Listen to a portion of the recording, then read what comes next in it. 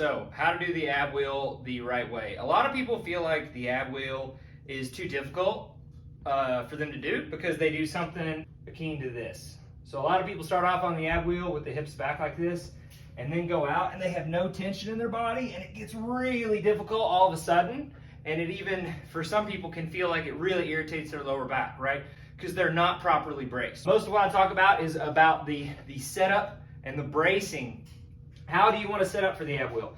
So the ab wheel, in my mind, doesn't start until your body is in the proper alignment, right? So talking about specifically from the shoulder to the knee. So I want to roll out here and actually get into something like a plank position. So you'll also notice I have something underneath my knees. You may need to do that if it's uncomfortable for the knees. So here, I'm going to roll out until my body is straight, and then I'm going to tuck my hips under, exactly like a hollow position, because it is a hollow position. So I'm here, the wheel is underneath my shoulders. I'm going to tuck my pelvis under. I'm going to sniff some air, utilizing my power breathing, my tension techniques.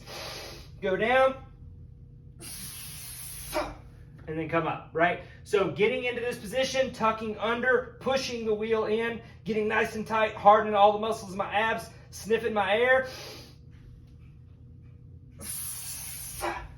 This is going to be a lot safer of a way to do the ab wheel. I love the ab wheel because it really integrates your shoulders into your core work, right? So I believe the ab wheel to really help with stabilizing your shoulders and bulletproofing your shoulders. Think about like sports where the arms go up, like basketball, volleyball. You need shoulder stability, right? So we always say proximal stability leads to distal mobility, right? So getting up here, not only having the mobility to raise your arms, but being able to do so very tight. I'm a big fan of having athletes just do 5 ab wheel rollouts at the end of their workout. I think it's a very easy thing to convince yourself to do. Ab wheels are relatively very cheap, and I think it's a great way to protect the shoulder, like I mentioned, for sports, right?